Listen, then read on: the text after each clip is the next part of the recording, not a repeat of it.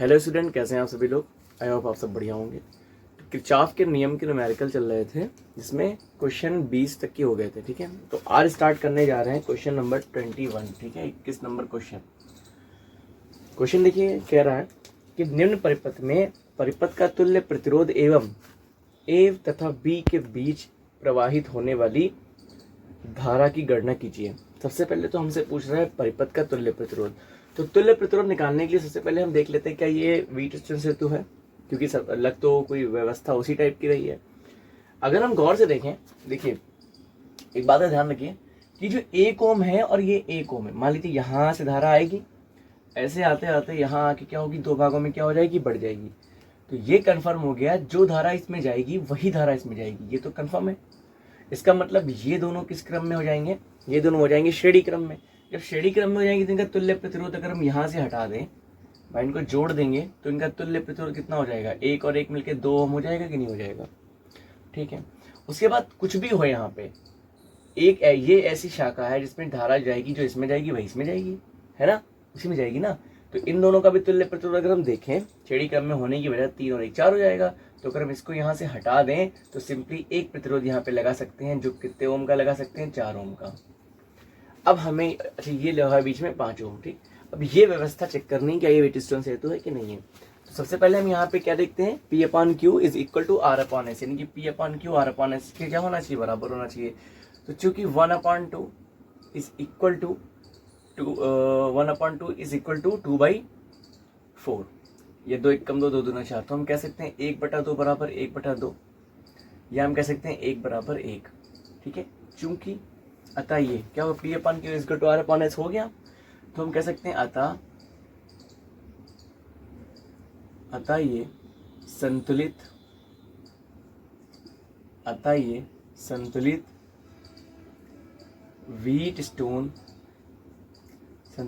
Wheatstone सेतु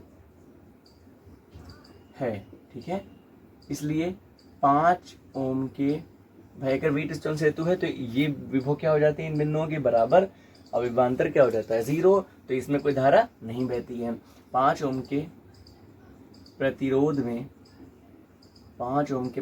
में कोई धारा नहीं बहेगी। ठीक है, कोई धारा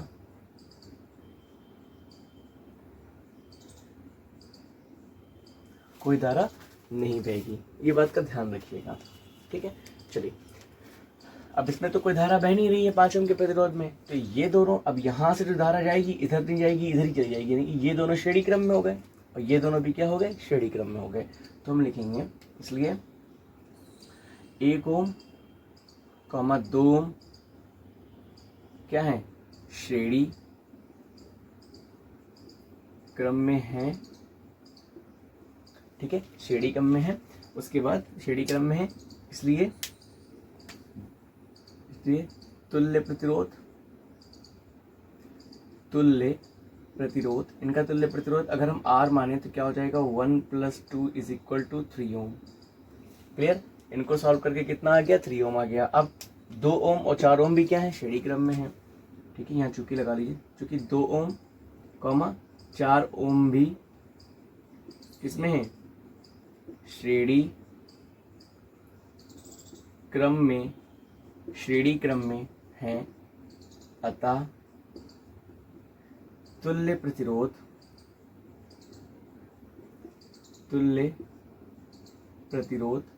ठीक है, तुल्य प्रतिरोध क्या हो जाएगा, इसको हम कह देंगे R डैश बराबर 2 + 4 इज इक्वल टू 6 ओम। ठीक, ये हमें इतना सॉल्व करने पर 3 ओम आ गया, इतना सॉल्व करने पर 6 ओम आ गया।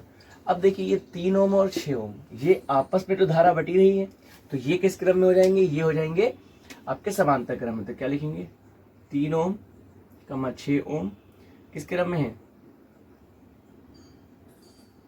समांतर क्रम में है। अतः ए व बी के बीच, ठीक है, ए व बी के बीच, क्योंकि अब जो प्रतिरोध निकलेगा तो वो ए और बी के बीच ही निकलेगा, ए व बी के बीच तुल्य प्रतिरोध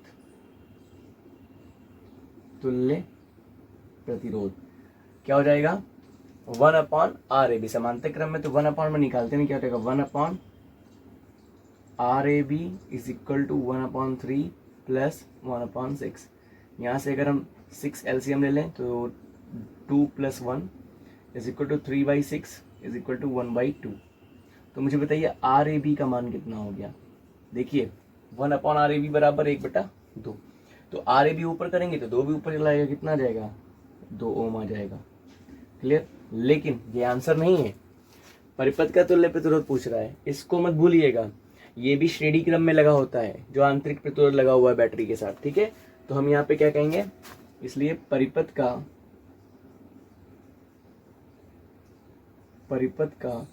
तुल्य प्रतिरोध,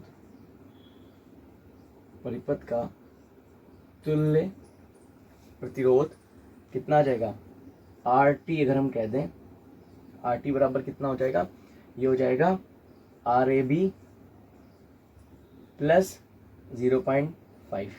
आर ए बी है 2 प्लस 0.5 कितना आ गया 2.5 ओम। ये क्या हो गया परिपथ का तुल्य प्रतिरोध, ठीक है। चलिए ये तो फर्स्ट पॉइंट हमसे पूछ रहा था, निकल गया पहला पॉइंट। सेकेंड पॉइंट में हमसे कह रहा है कि ए व बी के बीच प्रवाहित होने वाली धारा। अब हमें धारा किसके बीच निकालनी है, ए और बी के बीच कौन सी धारा जा रही है। तो देखिए ये पूरी व्यवस्था और ये वाला प्रतिरोध, ये सब निकाला, ये निकाला, श्रेणी क्रम में है। मतलब अगर हम परिपथ की कुल धारा निकाल लें तो जो धारा यहाँ से निकलेगी वो पूरे ए और बी में प्रवाहित होगी, उसके बाद ही तो यहाँ पे आएगी।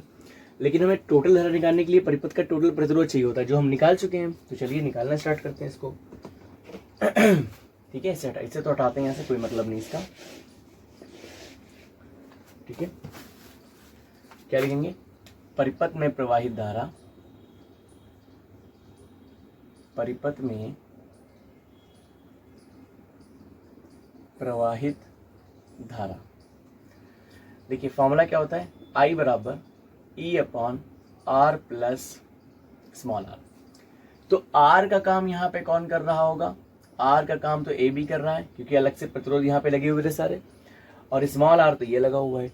लेकिन इनको जोड़ने पे हम पहले ही निकाल चुके हैं भाई, आर ए बी प्लस 0.5 2.5। तो यहाँ की जगह हम क्या रख सकते हैं, आर टोटल रख सकते हैं ना, आर टी रख सकते हैं ना। ठीक है, तो मान रख देते हैं और हमें आंसर मिल जाएगा। तो आई बराबर ई का मान कितना दे रखा था, कितना 2.5, नीचे ये भी कितना है 2.5, कैंसिल हो गया, क्या बचा, आई बराबर आ गया 1 एम्पियर। अभी जो 1 एम्पियर धारा यहाँ से चलेगी, ठीक है, चलेगी, वही जाके तो ए और बी के बीच में प्रवाहित होगी। तो क्या लिख देंगे, अतः ए व बी के बीच, ए व बी के बीच प्रवाहित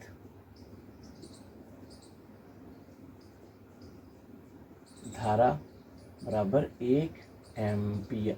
ठीक है, तो ये आपका आंसर आ गया क्वेश्चन नंबर 21 का। आप नोट कर लीजिएगा वीडियो पॉज करके। हम लोग देखने जा रहे हैं क्वेश्चन नंबर 22। ठीक है, हटाते हैं इसे। देखिए क्या दिए गए परिपथ की सहायता से सेल के सिरों के बीच की वोल्टता ज्ञात कीजिए। ठीक है, सेल के सिरों के बीच की वोल्टता हमें ज्ञात करना है, वी का मान हमें ज्ञात करना है। और हम जानते हैं वी का मान कैसे निकाला था, ई माइनस, भाई धारा निकल रही है तो क्या निकालेंगे, E minus I into small R. Small R पता है, ई पता है, आई ही निकालना है। और आई कैसे निकलेगा, जब हम परिपथ का तुल्य प्रतिरोध निकालेंगे आई हमें मिल जाएगा। तो सबसे पहले देखिए वी डिस्टेंस से तो लग रहा है, तो हम चेक कर लेते हैं। चूंकि 1/2 बराबर 2/4, या हम इसे कह सकते हैं 1/2 बराबर 1/2। अतः ये संतुलित, इसको मान लेते हैं बिंदु ए, इसको क्या मान लेते हैं, बिंदु बी मान लेते हैं। अतः ये संतुलित व्हीट स्टोन, संतुलित व्हीट स्टोन सेतु है। अतः 5 ओम में धारा क्या है, नहीं बहेगी। ठीक है, धारा नहीं बहेगी, क्लियर, 5 ओम में धारा नहीं बहेगी। अब बात को समझिए, और जो इसमें धारा नहीं बहेगी तो ये दोनों किस क्रम में हो गए, श्रेणी क्रम में, ये दोनों किस क्रम में हो गए, श्रेणी क्रम में। तो मुझे बताइए 1 और 2 का तुल्य प्रतिरोध 3 ओम, 2 और 4 का तुल्य प्रतिरोध 6 ओम। तो हम यहाँ से कह सकते हैं कि 3 ओम कॉमा 6 ओम, क्योंकि अब ये आपस में समांतर क्रम में है। 6 ओम किस क्रम में है? समांतर क्रम में है, ठीक है। अतः ए व बी के बीच तुल्य प्रतिरोध कैसे लगाएंगे? 1/RAB, कैसे क्या लिखेंगे? 1/RAB is equal to 1/3 plus 1/6। तो 6 एलसीएम ले लेंगे, 2 plus 1 is equal to 3/6 is equal to 1/2, यानी कि RAB की वैल्यू कितनी हो गई? RAB की वैल्यू हो गई 2 ओम। क्लियर? अब ये 2 ओम RAB की वैल्यू आ गई, हमें I निकालना है। तो चूंकि I is equal to formula क्या होता है? E upon capital R plus small r। Capital R की जगह तो हम ये रखेंगे, इसका तुल्य प्रतिरोध, और ये हमने कितना माना है? RAB। स्मॉल r हमें पता है, I का मान 2.5 अपॉन RAB का मान 2 प्लस 0.5, कितना आ गया? 2.5 अपॉन 2.5। ये आपस में कैंसिल हो गया, कितना I का मान कितना आ गया? 1 एम्पियर आ गया। ठीक, अब सेल के सिरों की वोल्टता निकालनी है, तो क्या लिखेंगे? सेल के सिरों की, ठीक है, सेल के सिरों की वोल्टता, ठीक है, सेल के सिरों की वोल्टता कितनी हो जाए? कैसे निकालेंगे हम? क्या लिखेंगे? यहाँ फॉर्मूला बनाएंगे, V बराबर E minus I into R। ठीक है, क्लियर? अब क्या करें हम यहाँ पे मान रख दें, तो V बराबर E का मान 2.5, I का मान 1, R का मान 0.5, तो V बराबर 2.5 माइनस 1 से इसको गुणा करेंगे 0.5 आ जाएगा, तो V का मान कितना आ जाएगा? 2 वोल्ट आ जाएगा। ठीक है, तो सेल के सिरों की वोल्टता कितनी हो गई? 2 वोल्ट हो गई। तो ये हो गया आपका क्वेश्चन नंबर 22। इसको हटाते हैं यहाँ से। अब हम देखते हैं क्वेश्चन नंबर 23। ठीक है, चलिए नोट कर लीजिएगा। चलिए क्वेश्चन नंबर 23 देख रहे हैं हम लोग। कह रहे यदि संलग्न परिपथ में बिंदुओं A तथा B पर विभव बराबर हों तो गणना कीजिए। पहला, प्रतिरोध निकालना है, X का मान निकालना है। 5 ओम के प्रतिरोध में धारा, X ओम के प्रतिरोध में धारा, बैटरी से ली गई कुल धारा, बैटरी द्वारा दी गई शक्ति। ठीक है, इतनी चीजें हमें निकालनी है। तो सबसे पहले हम इस फिगर को थोड़ा सा सही करने की कोशिश करते हैं, ठीक है, जिससे आप आसानी से इसको समझ सकें। देखिए 1 2 3 4 और ये 5, ये कुछ संतुलित सेव टाइप का लग रहा है। ठीक, और कह भी रहा है कि ए और बी के जो विभव हैं क्या बराबर हैं। जब इनके विभव बराबर होंगे तो इसमें धारा बहेगी नहीं। अब धारा नहीं बहेगी तो ये श्रेणी क्रम में और ये श्रेणी क्रम में, क्योंकि ये संतुलित से तो हो जाएगा ना। चलिए इसको एक बार रीअरेंज करते हैं इनको, फिर आप देखिए। देखिए सबसे पहले पॉइंट क्या है? ये ए पॉइंट है, ये बी पॉइंट है, और उसके बाद ये वाला सी मान लिया, और ये क्या है? डी पॉइंट है। इनको मिला दीजिए आपस में। भाई ये सबसे पहले ए पॉइंट, ये सी और ये डी, ठीक है, ये सी हो गया, ये डी हो गया, ठीक, और डी से एक प्रतिरोध गया है आर में। चलिए चला ये गया, या ऐसे निकल ले, ठीक है। इसको यहाँ से एक प्रतिरोध और बना ले हम, ये 15 ओम का प्रतिरोध बना हुआ है। उसके बाद यहाँ से ये गया और बैटरी में कनेक्ट हो गया है, ठीक, और सी से एक टर्मिनल गया है और यहाँ से कनेक्ट हो गया, ठीक है, माइनस और प्लस, ठीक। उसके बाद इन बिंदुओं के बीच में जो लगा हुआ है ए और सी के बीच क्या लगा हुआ? 5 ओम का प्रतिरोध लगा देते हैं, ठीक, 5 ओम का प्रतिरोध लग गया। ए और बी के बीच 10 ओम का लगा, इसको भी लगा देते हैं, ठीक, ये 10 ओम का लग गया। फिर ए और डी के बीच 10 ओम का लगा, ऐसे लगा देते हैं 10 ओम, ठीक। उसके बाद सी और, अच्छा ये बी पॉइंट था, ये लिखा ही नहीं, चलिए सी और बी के बीच 4 ओम का लगा, इसे भी लगा देते हैं, ठीक है। फिर बी और डी के बीच लगा एक्स ओम का, इसे लगा देते हैं एक्स ओम, ठीक। अब देखिए ये पूरा जो है, अच्छा ये कितना ओम है? 4 ओम है। अब आप देखिए इतना हिस्सा हमें क्या मिल रहा है? इतना हिस्से में हमको व्हीटस्टोन सेतु मिल रहा है। क्यों? क्योंकि ए और बी के विभव बराबर हैं। अगर ए और बी के विभव बराबर हैं, 10 ओम में धारा नहीं बहेगी। क्लियर? तो लिख देंगे चूंकि ए व बी के विभव, ठीक है, विभव बराबर हैं, अतः 10 ओम में धारा 10 ओम कौन सा, ये नहीं, ए और बी के बीच जो लगा हुआ है, ठीक है। 10 ओम में धारा नहीं बहेगी, ठीक है। इसलिए ये क्या है, ये एक संतुलित सेतु है, संतुलित सेतु है, क्लियर। यानी कि इतना हिस्सा सी ए डी और बी, ये क्या है, एक संतुलित सेतु है। अब संतुलित सेतु होने की कंडीशन होती है P upon Q is equal to R upon S होना चाहिए, यानी कि संलग्न भुजाओं का अनुपात क्या होना चाहिए, बराबर होना चाहिए। तो अब हम फर्स्ट पॉइंट निकालने जा रहे हैं। फर्स्ट पॉइंट में हमसे क्या पूछ रहा था, एक्स ओम, एक्स प्रतिरोध एक्स, ठीक है, प्रतिरोध एक्स का मान हमको निकालना है। तो चूंकि संतुलित सेतु है, इसलिए हम यहाँ से कह सकते हैं कि संलग्न भुजाओं का अनुपात क्या होगा, बराबर होगा। यानी कि हम कह सकते हैं 5/10 किसके बराबर होगा, 4/x के बराबर होगा, यही होगा ना। अब चलिए हम एक काम करते हैं, निकालते हैं। तो अगर हम यहाँ से देखें तो 5 एकम 5, 5 दूनी 10, 2 4 से गुणा करेगा, x 1 से करेगा, तो x का मान कितना आ जाएगा, 8 ओम आ जाएगा, क्लियर, ठीक। यानी कि x की जगह पे कितना ओम आ गया, 8 ओम का प्रतिरोध लग गया। ये पहला पॉइंट आ गया। उसके बाद कह रहा है 5 ओम में धारा और x ओम के प्रतिरोध में धारा, मतलब इसमें धारा निकालनी है, इसमें धारा निकालनी है। फिर अगला क्या कह रहा है, बैटरी से ली गई कुल धारा। तो पहले हमको निकालना पड़ेगा बैटरी से ली गई कुल धारा, क्योंकि जब तक हम ये नहीं निकालेंगे तब तक कि हमको ये पता ही नहीं चलेगा धारा कितनी जा रही है। फिर धारा जाने के बाद यहाँ क्या होगी, बटेगी, और बटेगी तो इनके सिरों का विभवांतर जब निकालेंगे तभी तो पता चलेगा कौन I1 अगर इसमें जा रही है, I2 इसमें जा रही है, तो I1 I2 के मान निकालने के लिए तो हमें विभवांतर निकालना पड़ेगा। क्यों, क्योंकि अगर ये प्रतिरोध ना लगा होता, ठीक, तो इनके सिरों का विभवांतर जो यहाँ विभवांतर लगा है, कितना लगा हुआ है, ये 5 वोल्ट लगा हुआ है, ठीक है। अगर ये ना होता, ठीक, तो हम मानते हैं 5 वोल्ट का विभवांतर यहाँ लगा हुआ है, लेकिन ये भी श्रेणी क्रम में जुड़ा, और श्रेणी क्रम में विभवांतर क्या होते हैं, बढ़ जाते हैं, आपको पता है। तो V1 इसमें होगा, V2 इसमें होगा, तो इसके लिए हम क्या निकालें, अलग निकालेंगे, इसके लिए अलग होगा। तो इसके लिए जब तक विभवांतर नहीं निकालेंगे तब तक कि हम जान ही नहीं पाएंगे कि इसमें कितनी धारा जा रही है। और विभवांतर निकालने के लिए तो हमको धारा का पता होना जरूरी, कि परिपथ में धारा कितनी बह रही है। तो सबसे पहले हम यहाँ पे अब चौथा पॉइंट निकालेंगे, कौन सा, ठीक है, कौन सा पॉइंट निकालेंगे, चौथा पॉइंट, यानी कि परिपथ की कुल धारा, परिपथ की कुल धारा। सबसे पहले हमें परिपथ की करने कुल धारा निकालनी है। तो इसके लिए सबसे पहले हमें तुल्य प्रतिरोध मालूम होना चाहिए। तो चूंकि एक बात बताइए, 5 और 10 ये संतुलित सेतु है ना, तो मुझे एक बात बताइए, 5 और 10 किस क्रम में होंगे, श्रेणी में, और 4 और 8 किस क्रम में होंगे, श्रेणी में।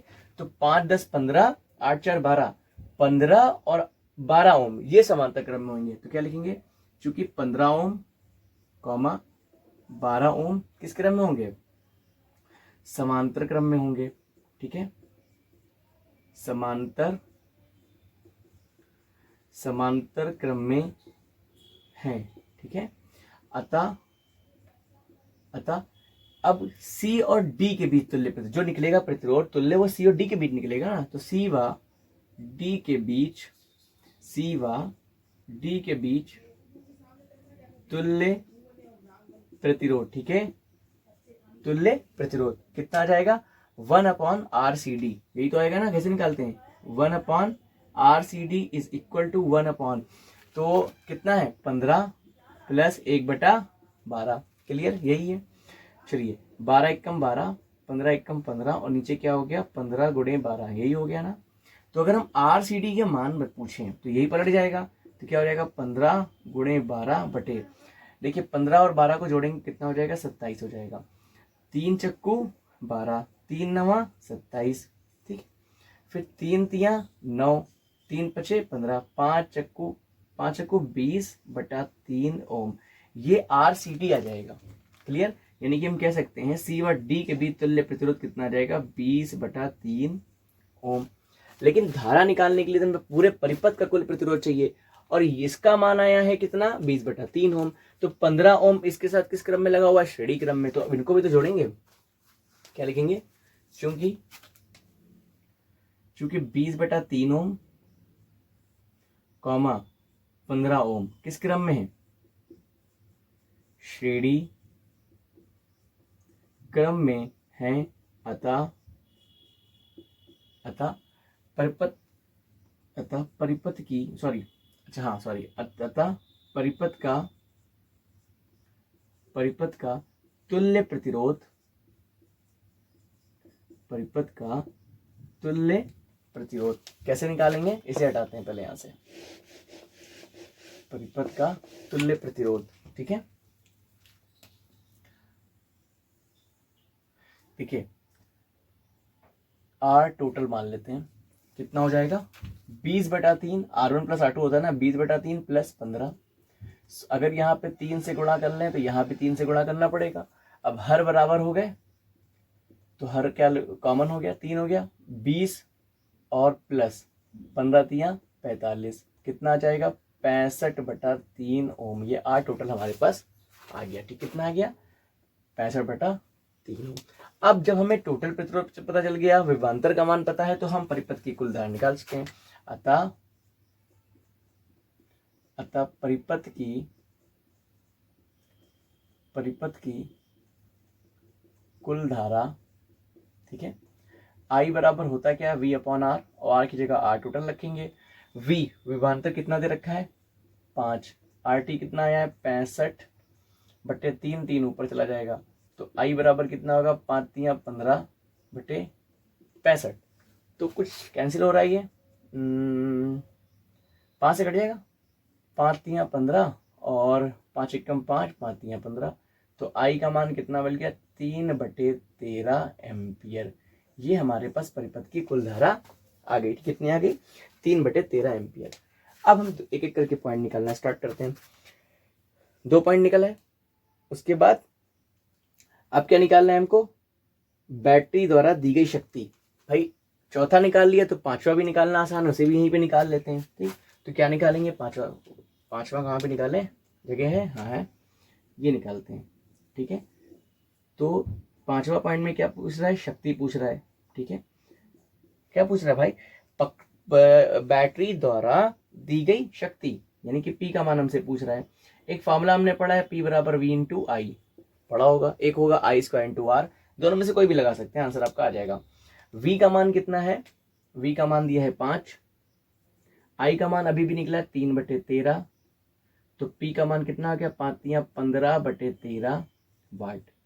ठीक है, तो ये हमारे पास क्या आ गया, ये शक्ति भी हमारे पास आ गई। अब हम 2 पॉइंट और बचे हैं, कौन सा, दूसरा और तीसरा, यानी कि 5 ओम के प्रतिरोध में धारा और x ओम के प्रतिरोध में धारा। तो इसमें जो धाराएं जा रही हैं, मान लेते हैं यहां से ये I धारा आई, इसमें क्या गई I1, इसमें क्या गई I1 गई, इसमें क्या गई I2 गई। तो I1 I2 को भेज कौन रहा होगा, इनके बीच का विभवांतर, टर्मिनल विभवांतर। तो सबसे पहले इनके बीच का हम क्या निकाल ले, विभवांतर, यानी कि VCD निकाल ले तो हम धारा जान जाएंगे। तो इतना आप जो है वीडियो पॉज करके नोट कर लेगा, हम अब इसको हटाने जा रहे हैं। ठीक है, चलिए धारा को हटा दें, हाँ इसका कोई काम नहीं अभी फिलहाल के लिए, इसको हम ध्यान से हटाए दे रहे हैं। ठीक, चलिए पूछ क्या रहा है, सबसे पहले अब हम लोग सेकंड पॉइंट निकालते हैं, यानी कि 5 ओम में धारा, इसको हम मान लेते हैं I1 बराबर हमको निकालना है। ठीक, तो सबसे पहले हम क्या निकालें, C और D के बीच विभवांतर। तो क्या लिखेंगे, C व D के बीच विभवांतर। ठीक है, C व D के बीच विभवांतर VCD। तो VCD बराबर क्या हो जाएगा, V बराबर I/R होता है ओम के नियम से। तो I तो पूरे परिपथ की धारा है भाई, यहां जो धारा निकलेगी वही इसमें जाएगी, वही इसमें जाएगी। और R कौन सा रखेंगे भाई, इनके सिरों का विभवांतर निकालने, प्रतिरोध भी इनके सिरों का रखना रहेगा टोटल, तो क्या रखेंगे RCD ही तो रखेंगे।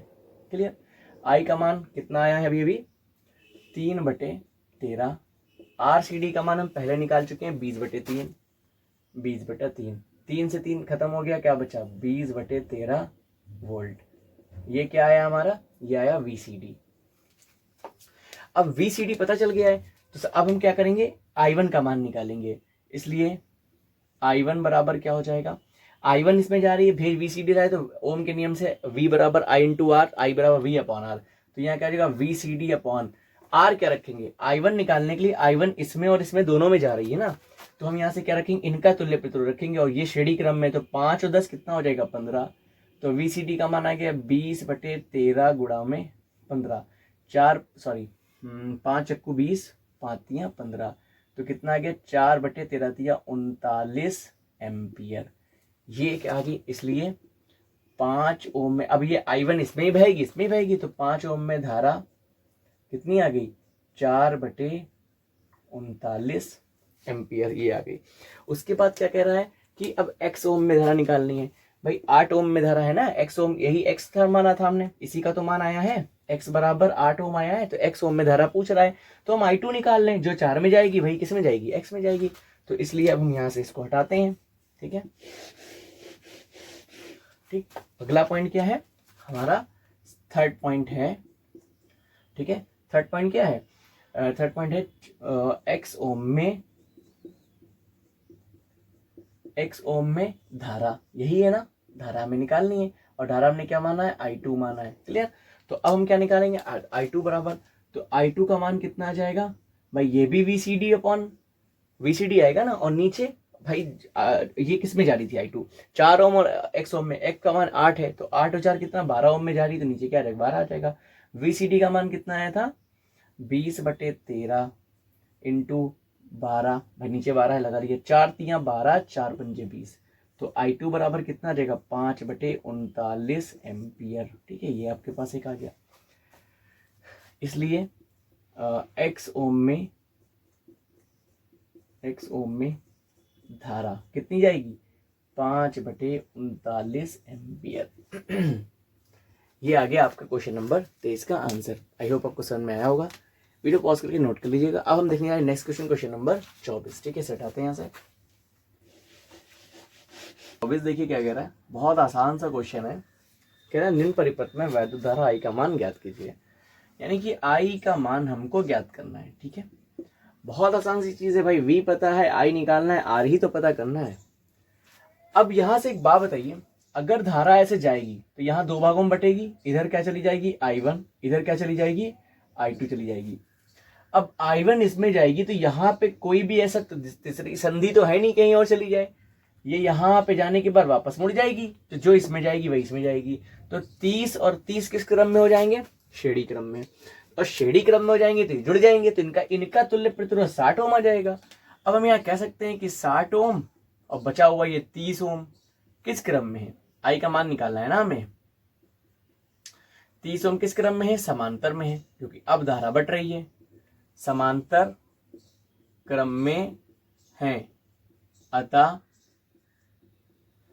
तुल्य प्रतिरोध परिपथ का क्या हो जाएगा, तुल्य प्रतिरोध कितना हो जाएगा भाई, कैसे निकालते हैं, 1/r is equal to 1/60 plus 1/30। ठीक, कोई दिक्कत नहीं। 1/r is equal to, LCM क्या मिल गया 60, ये 1, 32 यानी कि 2, कितना आ गया 3/60 मतलब 1/20, तो r की वैल्यू कितनी आ गई 20 ओम। क्लियर। i का मान निकालना है, i बराबर होता है क्या, v/r। ठीक है, v का मान हमें पहले से पता है 2, r का मान है 20, काट दिया 2 दहान 20, 1/10, आई का मान कितना आ गया 0.1 एम्पियर। बहुत आसान सा सवाल था। ठीक है, तो ये क्वेश्चन नंबर 24 हो गया। अब देखते हैं क्वेश्चन नंबर 25, सेट आते हैं यहां से।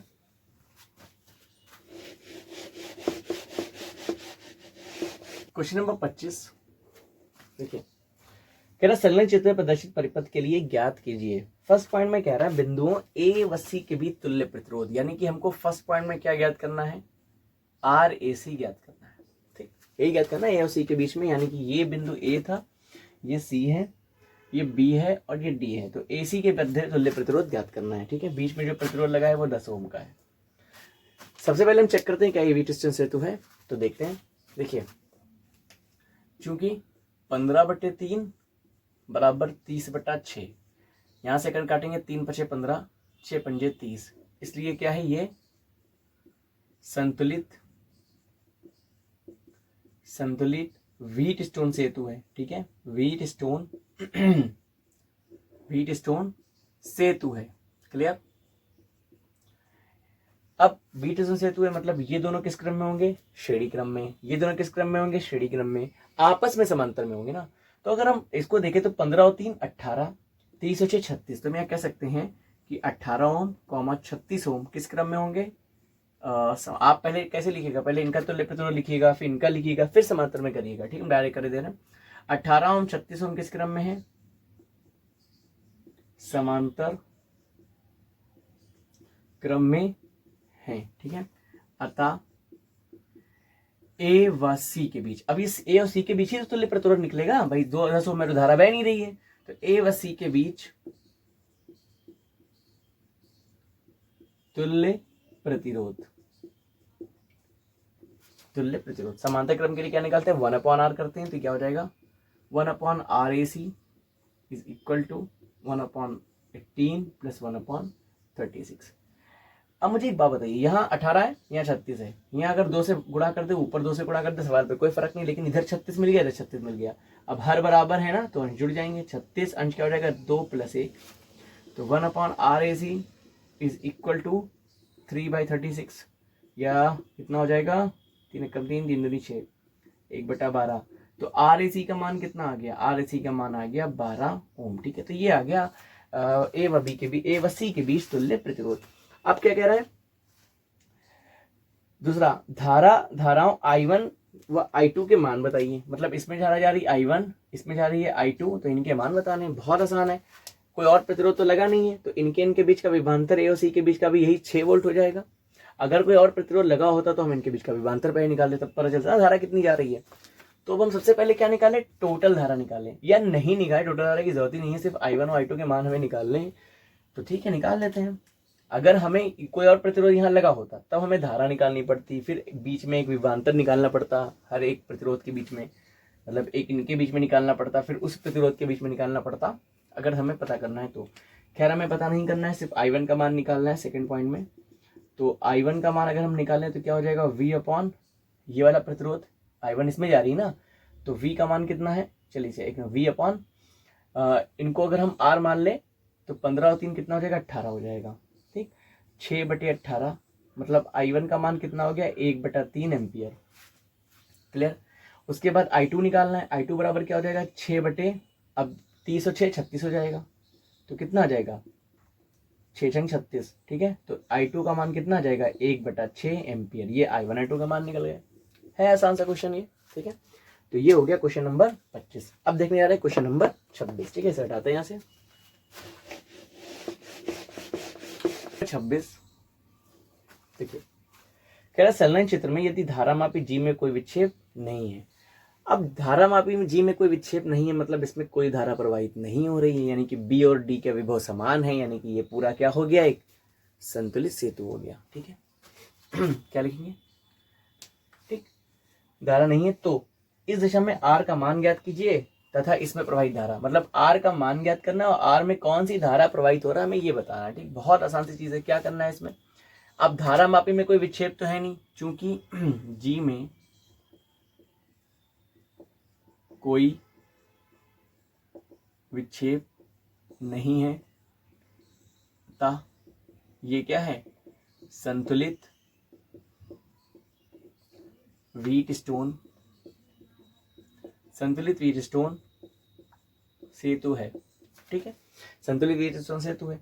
अब अगर ये संतुलित व्हीटस्टोन सेतु है तो हम कंडीशन फॉलो कर सकते हैं, कौन सी, P/Q = R/S होता है ना, तो क्या हो जाएगा, इसलिए 15/R, ठीक है।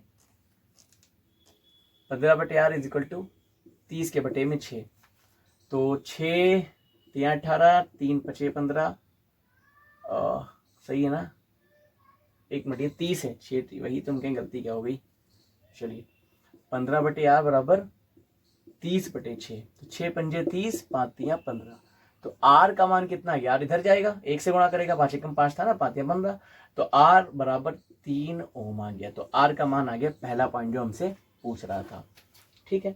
दूसरा कह रहा है इसमें प्रवाहित धारा, तो इसमें धारा कौन सी प्रवाहित हो रही है, I1 प्रवाहित हो रही है, तो सिंपली हम I1 निकाल लेंगे बस आराम से, क्योंकि और कोई प्रतिरोध है नहीं, तो इन A और C के बीच विभवांतर 6 वोल्ट रहेगा, तो I1 निकालना है। हम सब धाराएं क्यों निकालें, I1 बराबर क्या लगा देंगे हम, V का मान 6, R भाई R इसमें जो धारा जा रही है, यानी कि I1 इसमें जा रही है, तो I1 ही तो इसमें जा रही है, तो इनका तुल्य प्रतिरोध निकालेंगे, इनका ही तुल्य प्रतिरोध रखेंगे, I1 पता चल जाएगी वही R में जाएगी, तो अब क्या रखेंगे 15 और 3, ये R का मान 3 आया ना, देखिए कितना है 3 आया है, तो 15 और 3 किस क्रम में, श्रेणी क्रम में, तो 15 और 3 18 ही तो प्रतिरोध रखेंगे, 6 कम 6 6 3 18, तो I1 का मान कितना आ गया 1/3 एम्पियर, यानी कि हम यहाँ से कह सकते हैं कि इसलिए R में प्रवाहित धारा बराबर 1/3 एम्पियर। ठीक है, तो ये हो गया क्वेश्चन नंबर 26। आई होप आपको ये क्वेश्चन समझ में आए होंगे। अब नेक्स्ट वीडियो में क्वेश्चन नंबर 27 से हम लोग स्टार्ट करेंगे। वीडियो अच्छे लगे तो लाइक कर दीजिएगा, चैनल को सब्सक्राइब कर दीजिएगा और अपने दोस्तों में शेयर कर दीजिएगा। मिलते हैं नेक्स्ट वीडियो में। Thank you so much.